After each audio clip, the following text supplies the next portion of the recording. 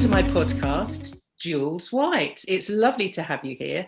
Jules is the Chief Inspiration Officer at Live It, Love It, Sell It. Book author. Give us some other titles that you like to go by, Jules. Well, I suppose when you look at it, oh, hello, by the way, Jackie, lovely to be here. I suppose when you look at it, I do speaking now. So I do quite a lot of speaking. So speaker, I've written a book, author. I am a coach, mentor and trainer around the subject of sales, everybody's favorite subject. And so, yeah, that's kind of me really, Jackie. Yeah, well, that's a master of all as well, I'm sure. I looked at your website, and obviously you've got an academy, and you know there's lots of stuff on there. And also you've done a fabulous TED Talk that I listened to. So tell us a little bit about your background. I mean, obviously the podcast is around creativity, so I'm always intrigued to know where people have come from. I mean, obviously you say sales as if it's a word people don't really want to go near. And I have a similar thing with creativity, is that people kind of give you a strange look when you mention it. But there's something in your background that is to do with sales that makes you passionate about it. Yeah, and I always think, I mean, I left school at 16, which you kind of can't do now. I think you really start at 18 more than 16 now. So I was so young. My son's 16 now. And I'm like, oh my goodness. I started work when I was his age, and I went to my full-time job with NatWest Bank. You know, I really proper went out and started work. And that was something I always wanted to do. I didn't want to study. But my real place I fell in love with sales was when I was a little girl, because my dad ran the local sweet shop. Ooh. So, you know, everybody knew Dad. He was really beautiful and charismatic, and the energy around him was always so lovely. And everybody just loved him, and he loved his customers. He knew their names. He had their stuff on the counter ready for them. And for me, that's where I fell in love with this whole idea of sales. This is what sales was and what it looked like. I never forgot that when I went through my journey and my career, which was probably 30 plus years of selling, because I stayed in sales roles really right throughout my career, lots of different sectors.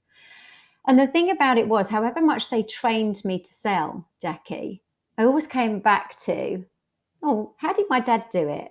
Conversations and being curious and being me. And that was why I was successful at sales. You know, that's how I felt. So the creativity side, I suppose, of that story is that it all came from my dad being creative in his own right, in how he ran his business. Yeah. I mean, it's that thing of communication, isn't it? And conversation and authenticity. Again, we come back to that.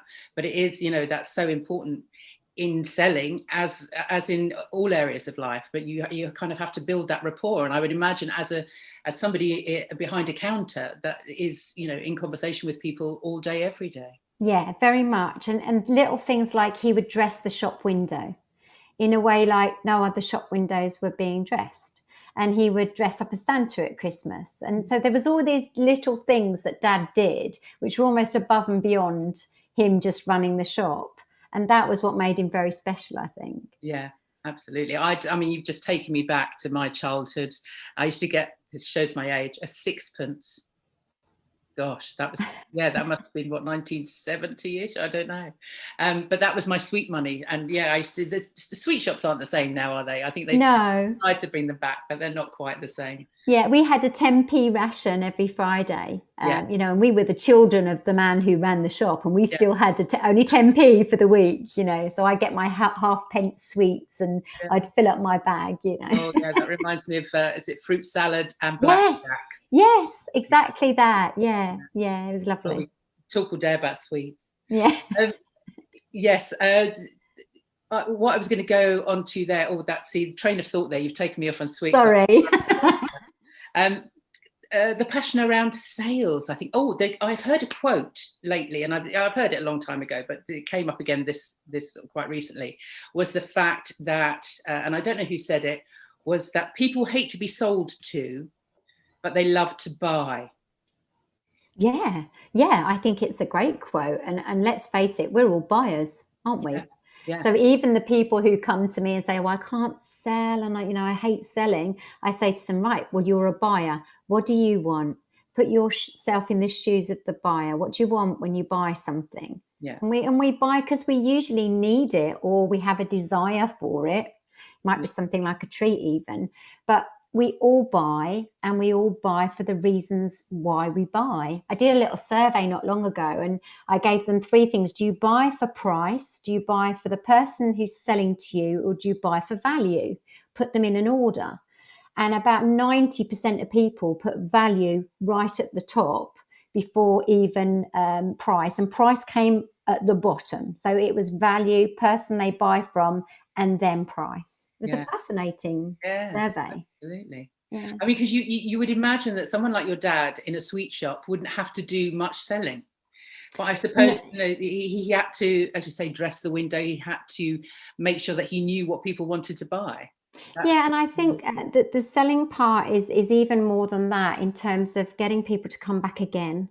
So yes, they would come in because they needed to buy the paper or the cigarettes, but they could probably go to 10 other shops to do that. But they wouldn't. They would come back to Dad because they like the experience of that, Yeah. So the experience is the thing then. The experience is key.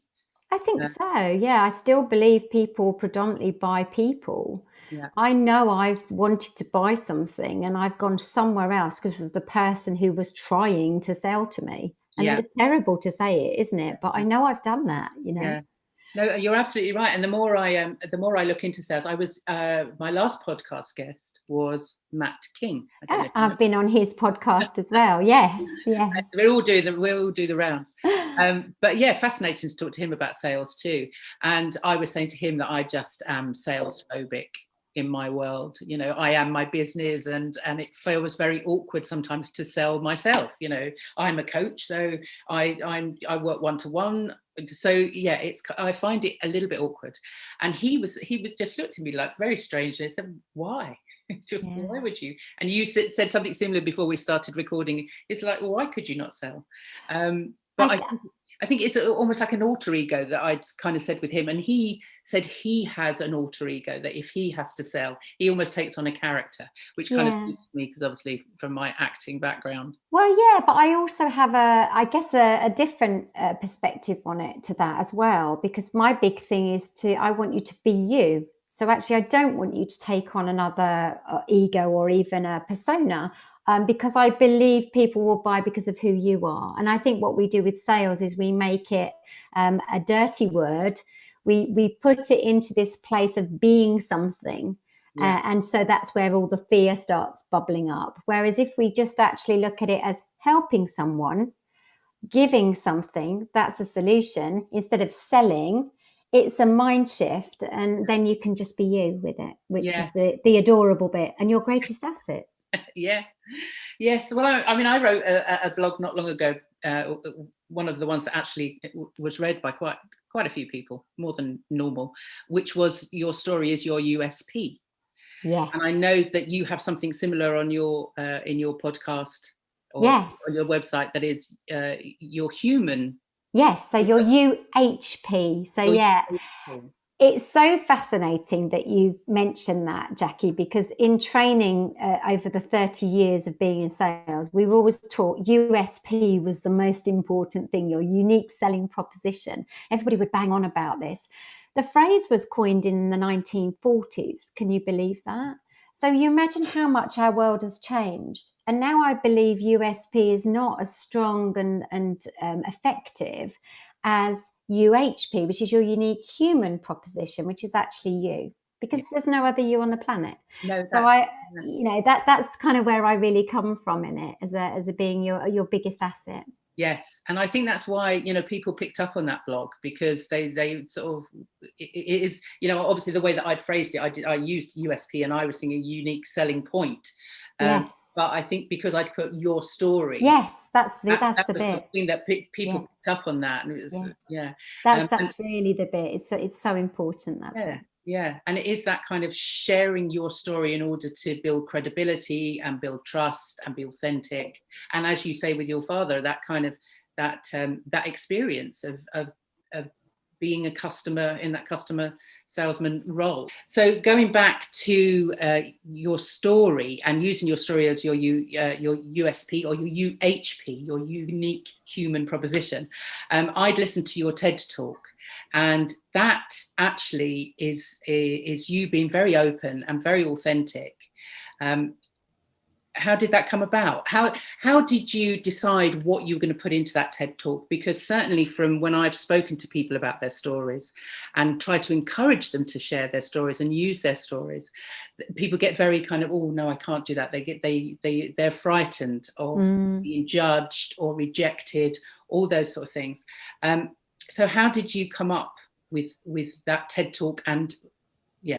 So there's a great story to this, actually, which I will make a short one, and that is that I had 7 days notice for my TEDx talk.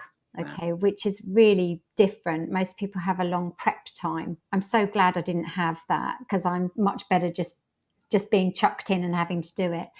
And for that reason, 2 reasons. One, I had such short notice, so there was no way I could really prepare something maybe that I had to learn more about, for instance. This had to be my story because I knew it, and I knew I could stand on stage and tell it. So that was the first thing. The second thing was the theme of the TEDx talk was adventures and journeys. And so for me, some of the speakers had climbed all of the 7 peaks in the world, and they were wonderful, amazingly brave people, and there was little me. Mine had to be about my journey, which also was an adventure at times.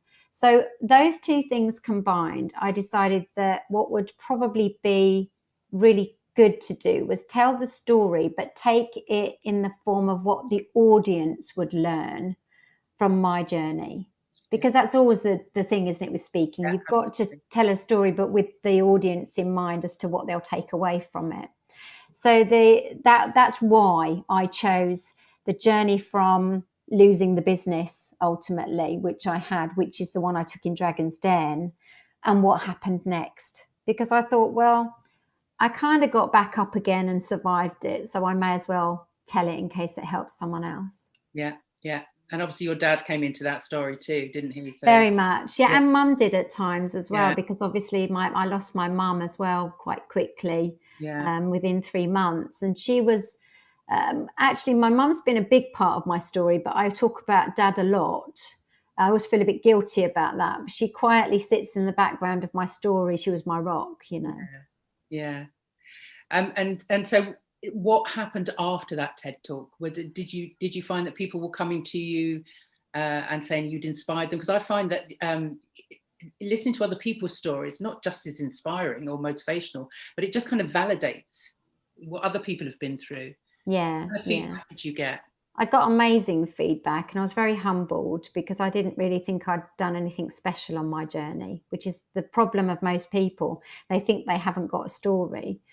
And I always think someone's been through far, far, far worse than I ever have. But it's actually about what you did on the journey, which then inspires the person sitting in the audience who may be in that journey right now. Yeah. So I got messages of all sorts of people who said, I have done this because of your talk. Wow. Thank you. I thought that I couldn't do this, and now I know I can. Those messages from complete strangers were just wonderful. I got speaking bookings, paid speaking bookings from the TEDx. Lots of things happened really that changed me again in a way. I think you always change through your journey anyway, but it was wonderful. It was a great opportunity I had. Yeah. I mean, it's always a bucket list of mine, and I know sort of people I've quite a few people I've spoken to actually would love to put that together. And it's a way in the coaching that I do around sort of voice and communication, to sort of say to people, okay, if you were doing a TED talk, what would you put into it? So it's always a really good reference, because you've got that sort of 18 minutes. Yes. Well, I think I had 14 actually. I don't know if that's different, but TEDx Brighton's a pretty big one. There's about 1,600, 1,700 people in the Dome at Brighton. It's a huge venue, to have a TEDx there was incredible, and very scary. Yeah. So, there was a massive audience, and it was, yeah, it was the energy, I think, in a TEDx talk, whether it's a smaller or a bigger audience, is one of people who have come to hear you. They're so supportive of you. They want to hear what you've got to say. It's very special, TEDx. Yeah. So, And had you done anything like that before? No, I hadn't. The stuff I'd done before was just after Dragon's Den, which was way back in 2005, when I actually got booked to be a speaker and paid to be a speaker with no idea of what I was actually doing. So I just used to stand up in front of these conferences and just tell the Dragon's Den story. Oh, okay. Please tell us the Dragon's Den story. I'm dying to hear how it came about. Well, it was 2005. So we're going back quite a long way. My son, Sam, was born on the 1st of January in 2005, New Year's Day. And 3 months after he was born, and I had already said to my husband at the time, who's now my ex-husband, I don't want to come back and work in your business, because that's what I'd been doing. I turned to him and said, I'm going to start a business. He sort of looked at me and he said, but you were not going to come back to work because you wanted to be with Sam. I said, yeah, but I've got a great idea. I could do parties selling baby products and take Sam with me. And so could loads of mums. And then we could socialise and we could have a purpose and we can try before we buy. Everybody loves parties. And this is the days, Jackie, when we were doing Tupperware, underwear, Ann Summers, everything. We went to a party to buy everything. But nobody was selling baby products. And it was why aren't they doing that? So I researched a bit more and I found out in 2005, 700,000 babies had been born. And I was like, oh my goodness, well, there's my audience straight away. Times it by 3 or 4 for parents, grandparents, etc. So I got some products together that I thought were really beautiful. I made a catalogue, I made a website. This was all when Sam was 3 months old. I saw an advert on my computer that said we're looking for applicants for Dragon's Den. And when he was 5 months old, I was stood in front of the 5 dragons pitching Truly Madly Baby. Wow. I'd only had 10 parties. I'd turned over 2,700 quid and I had 6 consultants. I mean, there wasn't really a business there at that point. Well, no, that's pretty good going, though. And this is also the days when there wasn't really social media. So we were on like Mumsnet and Net Mums, the forums on the websites. And that's where I marketed Truly Madly Baby. And these dragons were amazing, ruthless, all sorts. I was in front of them for 2.5 hours. Wow. Obviously, you don't see that. You don't. You see 14 minutes on the actual program. And Theo Paphitis and Peter Jones were bidding against each other to invest in my business, my little Truly Madly Baby business. It was surreal. And I went with Peter Jones on the filming, shook his hand, and he invested for 45% of my business. So I still maintained the share. That was May. We got in the back of a black cab and went home thinking Rodney will be millionaires. And we did not hear anything till September to actually say what we needed to do next. And that was contracts. Basically, they sent contracts through, which my solicitor looked at and said, please don't sign these. You don't need to. Right. Now, all of this time, Jackie, we still hadn't been on the telly. So actually got shown at the end of October, early November, just before Christmas, by which time we'd said no and we hadn't done the deal. All right. So it goes out on the telly. Everybody thinks you've done the deal, obviously, because that's when it was filmed. I had 2,500 emails that night into my inbox. People just went mad for Truly Madly Baby. And by Christmas, I'd got 60 plus consultants already onboarded and working. Yeah. And by year 3, I turned over 1 million and I was global inquiries. I was 432 consultants across the UK. It was amazing. But so on that night when those 2,000 emails came in, how did you handle that amount without the investment? I mean, I can understand if you'd have had that money in that investment, then you're ready to go. Yeah. But without that investment, how did you scale it like that? I literally spent, I think, the next 2-3 days answering every single email because it's kind of something I always did and still do now. It's mad, really, but I hate not responding to things. And that was special because it was from the program. So I literally answered all the emails. Then we started to get the applications, and I just worked 20 hours a day, 7 days a week, literally for 3 years with a small baby, because I just had to immerse myself in this, and I was passionate about it as well, but I was knackered. And I didn't realise until everything stopped, that I was so tired. So year 3 came, and we had a really successful business with no foundations in it. And here was the big problem. Yeah. So it took till then for us to say, we can't cope with this anymore. We have no stock systems. My dad at 76 was in the warehouse picking and packing with me. And his amazing brain was my stock taking system. Yeah. He was wonderful, but it wasn't good enough for £1 million business, So we had to have another level of investment, really, to put in what we needed. And my investor, who had been someone who I knew, who I'd played hockey with, and she saw the program way back and said, I'll invest. She wanted 75% of my business to put any more money in. Yeah. Having not really done some of the things I think I wanted her to do to support me, but my naivety was about, I just was in the business and not working on it, and so she closed the business down and bought it back the next day, and I lost absolutely everything because I said no to the 75% share. So we couldn't really carry on without that extra investment to manage the success that we'd built. Wow. And it can happen that fast, that she was able to do that. Pretty much, yeah. I mean, I suppose I can't remember when the initial discussions were that we needed to actually change some stuff. I can't remember how long that was before the date that we really closed, but it was around May, I remember, which was 3 years almost to the day that I stood in front of the Dragons pitching my business. So it was a very interesting, and then the TEDx takes over the journey really from there. Yeah. I mean, obviously, that's quite a devastating loss. I mean, as much as people think, oh, it's a business, but obviously it was your life. It was like a grief. Yeah. I often describe it like that because it was born from Sam. So, he's the love of my life.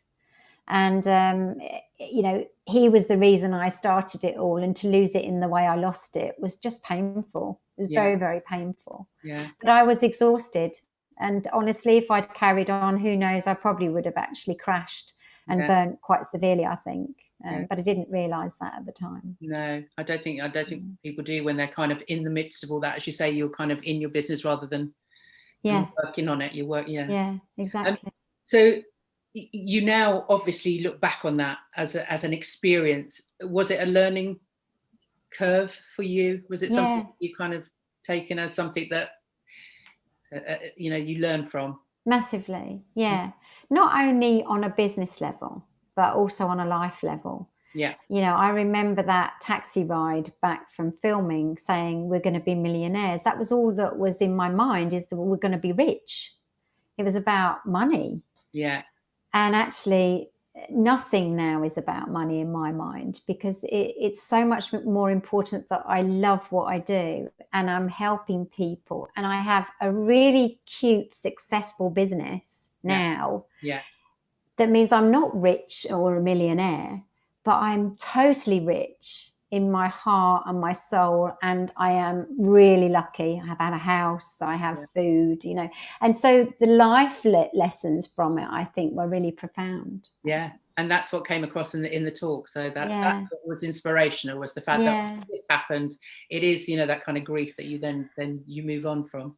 Yeah, so, you do. About Sam, you were saying he makes music. Because I also have a 17-year-old at home making music in lockdown. So that's so amazing. Yeah, so Sam's been musical since he was I was probably 7. We bought a piano. I was determined I would buy a piano. I play saxophone, clarinet. I play piano just because I can read music. So I'm not good at any of them, but I love music. And he started on this piano at 7. Jackie, I swear, I thought, oh my goodness, he's never going to be able to do a thing in music. He would clunk around and I'd think he's got no rhythm. He can't hear the notes. And he plays the most beautiful piano, self-taught. He Wow. records and produces music through his computer. I mean, the stuff he's coming out with now is stunning. Yeah. And he is going on to do music production at college in September. And he's just wonderful, beautiful, creative boy I have produced, you know. Yeah, well, obviously he gets it from you. I mean, so the music that's in you, is that something you use? I mean, obviously, going back to the creativity, and a question that I quite often ask through these podcasts is, how have people used their creativity during lockdown as a kind of aid to well-being? I mean, Yeah, well, there's definitely something I can tell you about how I've used it in lockdown, and I would always say to you, if you ask me, Jackie, I'm not creative. It's so interesting, isn't it, what you said earlier? I'm not not a creative. salesperson. Yeah. And it's because as you say, we think of artists or, you know, even musicians, you know, and I think I play music and I love music, but I'm not good enough to say I'm creative. Well, of course I am, and I know that now, but I'm creative in my way. So I created my academy kind of membership product, which was during lockdown, and I created it as a high street because of that. So everything is shop based. So everything you do is in a certain shop. So there's a coffee shop, or there's a box office to book your live events, or there's a sweet shop to do your learning. And that for me is my little creative space. And I go mad in there. I love it. Yeah. It's wonderful. So that was my lockdown creativity right there. Yeah, oh, brilliant. Sam definitely has just immersed himself in his music even more. I think what's really nice about our relationship and music is that I hear music in every single level. I hear every instrument in a piece of music. I hear every beat, every bass line, every treble line. So for me, I think that's my skill, if you like, in music. And that's how I can help Sam. So he produces it, and then I say, oh, I can hear that line, make that longer there, or put that higher there. And he changes it and we go, oh, and so that's how magic it is. Mother-son collaboration. It's lovely. And it's not me at all, it's him, but he inspires me. Yeah. Oh, that's great. And is it just the two of you in the house during lockdown? Yeah. We've been, Richard and I, in the TEDx, obviously I talk about in 2009, the marriage broke down. So I've been on my own since 2009, which is, 11 years, isn't it now? So 12 years. It felt like such a long time to have just never actually met someone again. And it does make me a little bit sad. But I'm incredibly independent because of it, I suppose, as well. So, it's me and Sam, and he does have a relationship with his dad. It's all good. He's got a baby brother just come last year. Wow. So, it's fine. We've had our journey, but it's lovely. Yeah, but it's just great. So going back to the creativity, what have you got a definition then? I mean, obviously you say you didn't feel creative, but actually you are. Obviously that's very evident in our conversation. How would you define it then? I mean, obviously we discussed the difference between creativity being an artist, but what is it to you? I think for me, creativity, when I feel like I'm being creative, I feel like I'm free. And I think there's like a freedom, a kind of, I don't really care what anyone thinks now because I love this so much. If I could describe it like that. Yeah. And that's how I feel when I did the high street stuff. I was so immersed in it, and I was like, oh, we could do this, and we can have this shop, and this shop could represent this. And it suddenly became not just about the offering of the product, but the wonderful creativity that went with it, and I was getting excited about going in, and I put Christmas lights up on the high street in this membership. I mean, I was going to explore. I saw it on the website, but I didn't click on the button. I'll have to go in and have a look. Yeah, and so it was all those little things, and then suddenly I think, oh gosh, I can theme this all year round. We can have Easter, and we can have Valentine's, and we can have Christmas, and that for me is just this freedom of me just going wild in there. It's this free space, So I think that's what I feel creativity is about. Yeah. And yes, it is about the process of getting lost in something, and you can just kind of feel your brain sparking with ideas, It's and without worrying about what other people think of it, because you love it so much, you're just gonna do it. Yeah. Do it anyway. Yeah. during lockdown then, how have you balanced work? And I mean, obviously in lockdown, all my work stopped. So I have found it very enlightening and very creative, because I have had the time that I never had before to do things I had always wanted to do, but never had the time to do. So obviously you've gone into the website and created that, but how has work been and business been for you through the lockdown? Well, when it first hit in March last year, which was the very start of it all, I lost £25,000 literally overnight. Yeah. And, you know, I'm a very small solopreneur business. So it's a massive hit. I sat in the kitchen and cried. And Sam sat next to me and he said, Mum, you made a different stuff to this.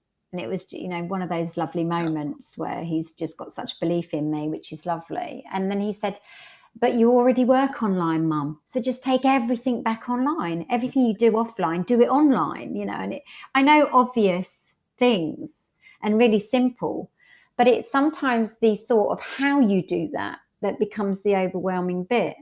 But Sam saying that to me and me looking at Sam and thinking, I am not going to let you down, kid.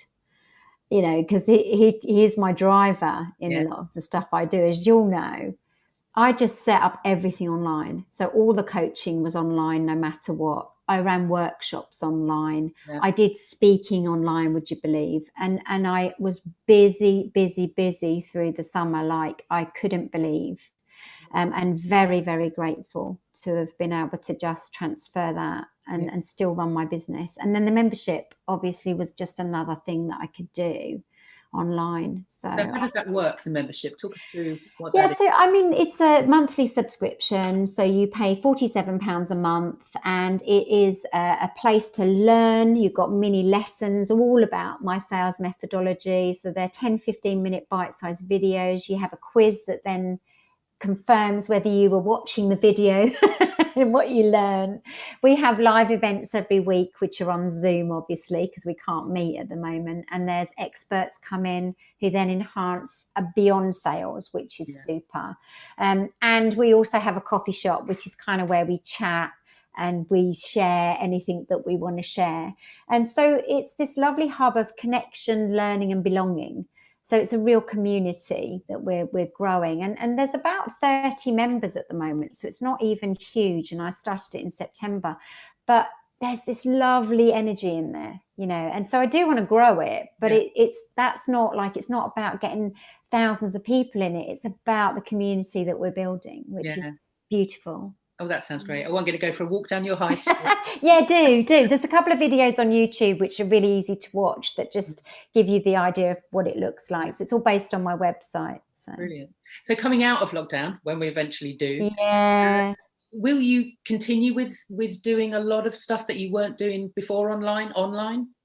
I think there's a lot of people have said that we will work in more of a hybrid manner when we come out of lockdown. And I think they're right, because I think we've seen the beauty of what we can do online and how far we can connect online compared to face-to-face. Okay.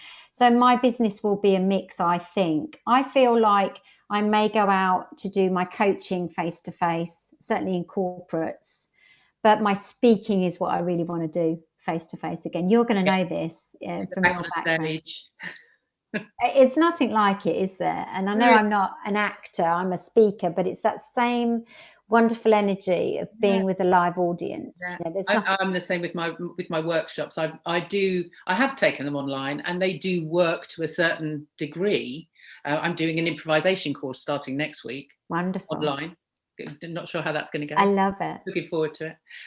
But yeah, to get back to be in a room, especially when you're coaching as well, I think, or teaching, you know, to actually have people around you to move. And I love a bit of improvisation and getting people to sort of outside their comfort zone, which is difficult when you're on a screen. It's hard. There's cues you miss online that you would get in person, you know, so it is harder to do it. But what I am loving is the fact that it can be global.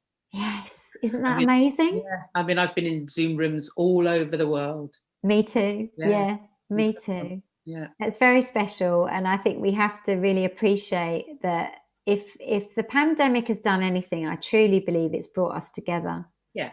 I really do. Yeah, no, I do as well. And I think it has made people more creative because people have had the time to be more creative and they've had to You know, I believe that creativity is also problem solving.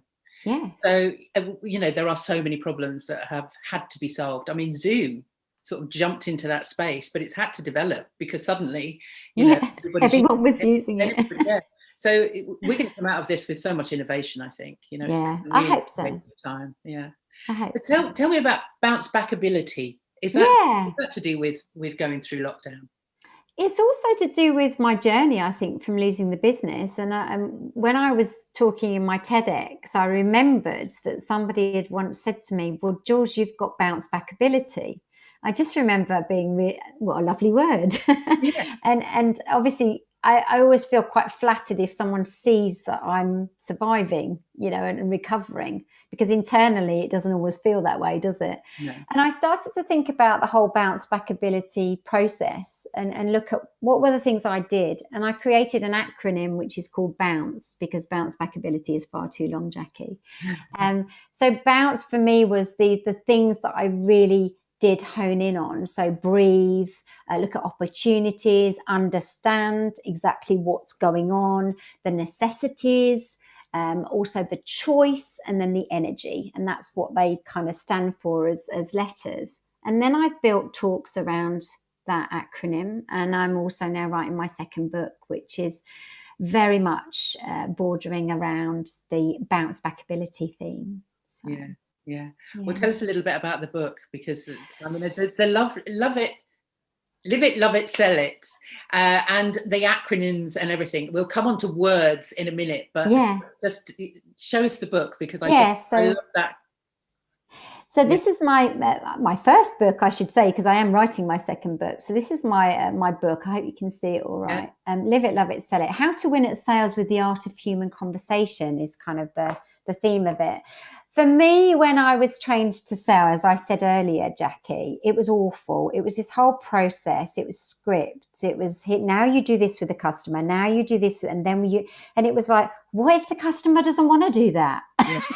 Yeah. You know? So I was a bit... where people get that kind of, that sense, don't they? Yeah. So I think I was a bit rebellious. And when I went out to sell, I was definitely looking at, I loved what I was selling. That was the starting point. I just loved it. I was confident for that reason. I enjoyed who I was as a person, because I think I understood me, my values, my strengths. I am extrovert, to be fair, but all of that was really in this settled place. Loved what I was selling. Therefore, then I was curious about the customer, learnt to love who they were and find out what they really needed. And then I was able to create a relationship with them. Well, that's sales ultimately. So there was this sales road trip, really, that was something I was creating. And that was live it, love it, sell it. So it was like, live it, are you fit to travel? The sales road trip. Love it. Have you planned your route?